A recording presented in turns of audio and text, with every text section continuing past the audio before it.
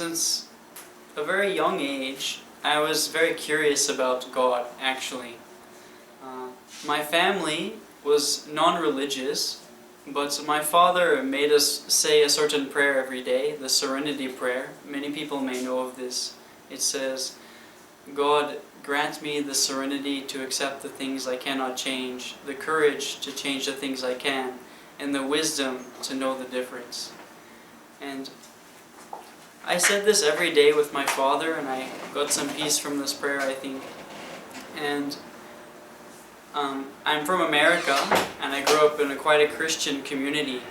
So there were many opportunities for me to go to various churches and meet different religious people, and there was a Catholic church, and I was very fascinated by Catholic saints, saintly people I was very attracted to. Yet when I was young, I heard all these fantastic things that God could do, and I thought, certainly people may be making these things up, because I cannot believe that a personal God could do these miraculous things. It was beyond my intelligence. Yet, at the same time, I remained attracted to saintly people.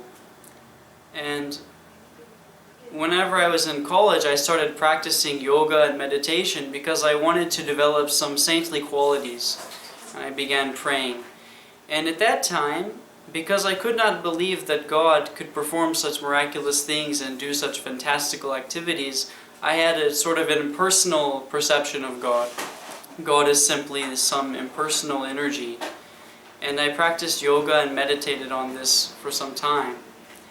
And a few years ago, 3 or 4 years ago, when I was in Korea, one Krishna devotee, Bhagavatamrit Prabhu, he gave me Bhagavad Gita as it is, by Srila Prabhupada. And he said to me, actually, there is a Supreme Personality of Godhead, and you can have a personal relationship with God. And from my experience listening to different devotees from Hindu traditions, this was the first time I was hearing about this. And I thought, wow, okay. So I read a bit of Bhagavad Gita and by Srila Prabhupada. And at that time, I was coming to this temple, this soul temple. It was at a different location at that time. And at that time, I had sort of an impersonal perspective, and I was just passively engaged in devotional service, in associating with devotees of Krishna. And in time, I started to chant the holy name, mostly out of instruction. I thought, I can develop saintly qualities this way, it can purify my heart. And in time, in association with different devotees, and the more I read, the more I started to realize that it is true, actually. There is a personality of Godhead, and we can develop a personal relationship with God. And from that point, my devotion became more and more strong.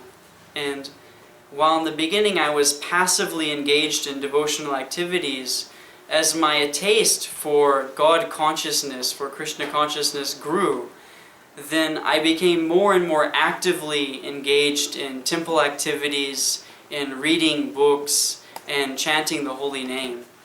And as I grew in this way, my taste became stronger and stronger, and my love for God is just continuing to grow. I can compare it to sort of a song on the radio. I used to listen to songs a lot, like popular music, and sometimes I would listen to a song and immediately I would just really love the beat of that song and the lyrics to that song, so I would listen to that song over and over and over again. But after some weeks or a month or so, I would become very sick of that song. I don't want to hear it at all anymore.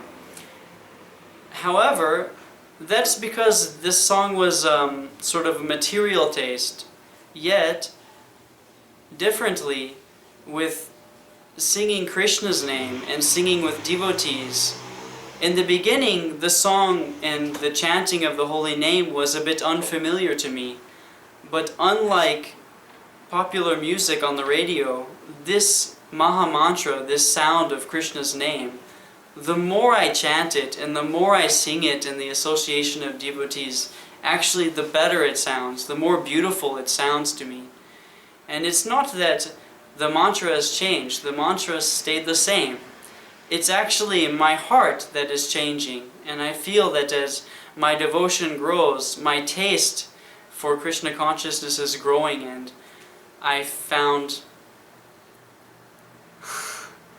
the calling of my life, and I'm happy to grow forever in this way. And I'm very grateful for the devotees, especially here in South Korea, who introduced me to Krishna consciousness. I'm very grateful to my Guru Maharaj, and especially to Srila Prabhupada, for making Krishna consciousness available to the whole world. If it wasn't for Srila Prabhupada, I would have never come to know Krishna. And Srila Prabhupada's knowledge, he delivers this knowledge in a way that's very easy to understand, and for that I am eternally grateful. The more I read, the more I also develop a taste for Srila Prabhupada, and the more I'm developing even a personal relationship with him. And even in the beginning, I had a bit of an impersonal perspective of saintly people. I used to think, oh, saintly people, they give you their blessing and then they turn on some light bulb in your head, you know, just impersonally, you know. They look in your eyes or they touch your head.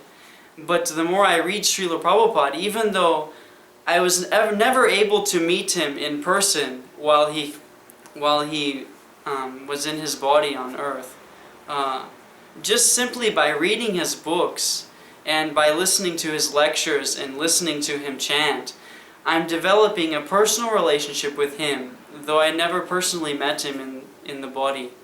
And this is quite remarkable in that not only am I getting knowledge from Srila Prabhupada, but I'm developing a personal relationship with him, and through that personal relationship I'm growing in Krishna consciousness. And this is something that's quite remarkable, and I'm feeling this among all devotees, and I'm very grateful for that.